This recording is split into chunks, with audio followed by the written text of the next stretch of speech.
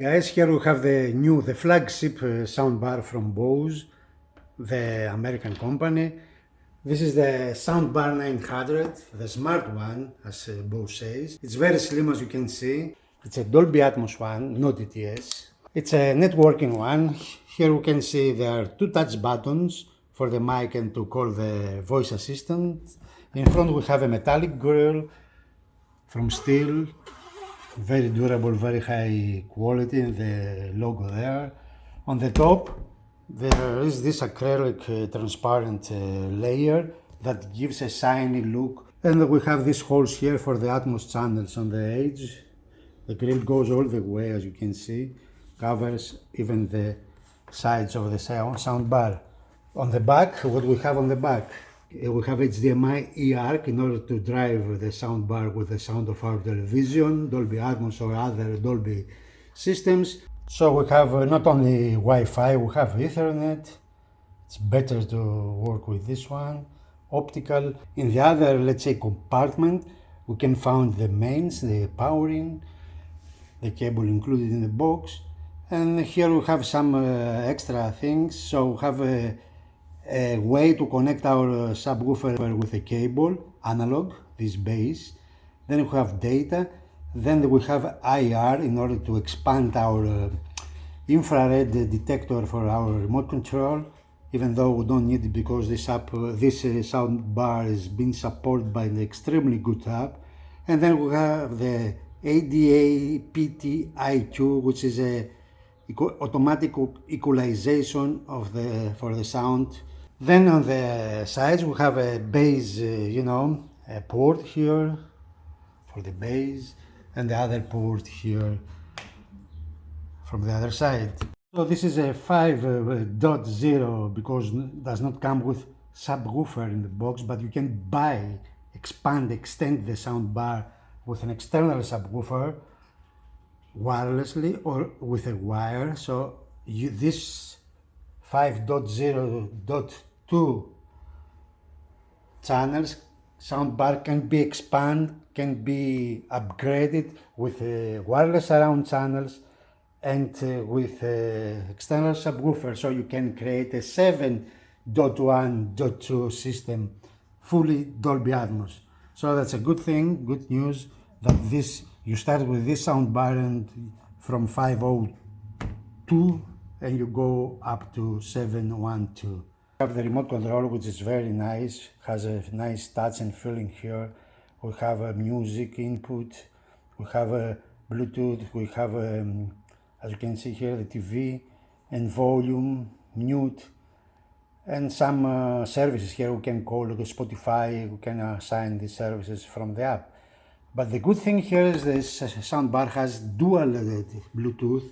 So not only we can stream content to the soundbar, but the soundbar can stream content to us for our headphones for those moments at the night when we like our privacy. Then we found an HDMI cable for our first connection,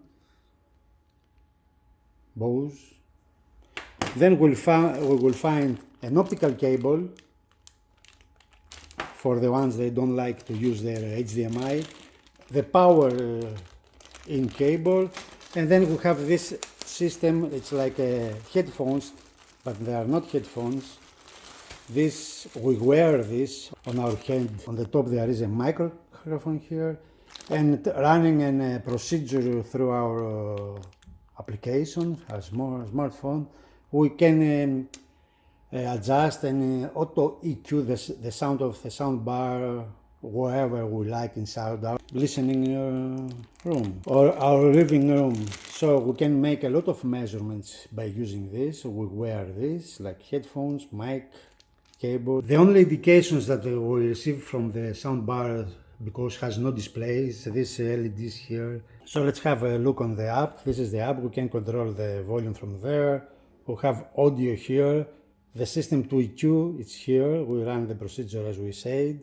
Then we have dialogue mode or off to enhance the dialogues and the center channel.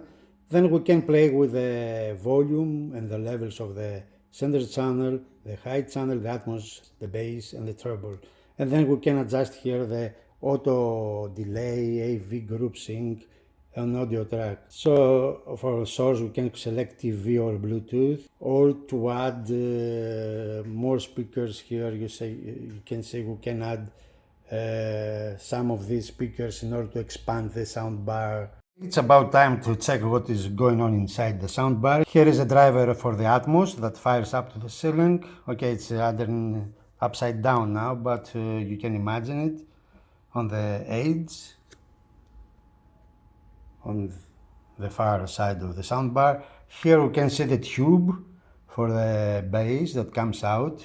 This is the back side, this is the front.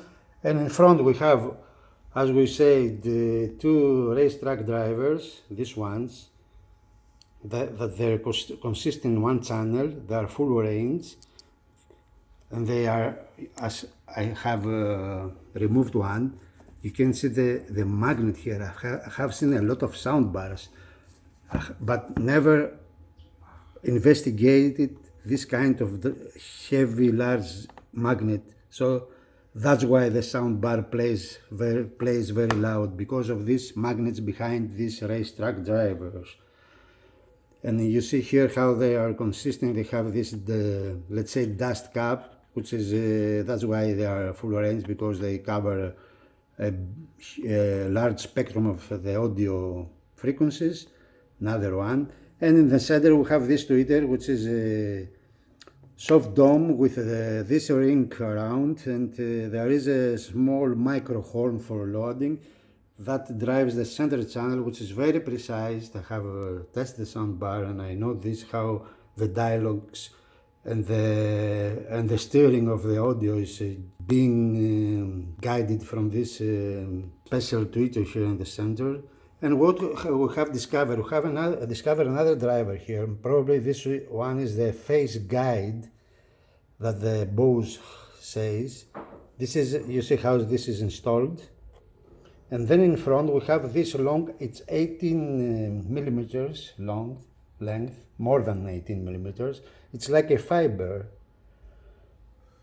I don't know what kind of driver is this. First time I have discovered in a soundbar, and probably it's for the high frequencies, but I don't know how it behaves or it works. You see here, we see the magnet here, how it is installed, and then in front we see all this line, this white line that produce high frequencies. So this is the other two channels. This soundbar, as we said, they have two Atmos channels and 5 front channels. This is one big one, long tweeter, high frequency. I don't know, because Bose does not explain all these technologies, because this company has a lot of patents, a lot of knowledge. It's not a new company. They have huge history in creating speakers, especially focusing on speakers that they reproduce 360 degrees, or to behave bigger than the size. So this is the other side of the soundbar. It repeats. We see here the Atmos driver,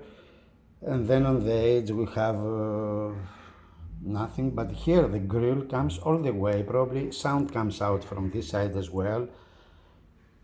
And here we can see this chipset. You see this chipset. This is class D amplification. It's 20 watts each, so there are plenty of them. So the soundbar is very loud. So the power here, the actual power is very high, because if you listen to it, you can see that the sound is very loud compared to the other soundbars, because, as we said, of these magnets, these huge magnets, this huge class D amplification, and all this construction.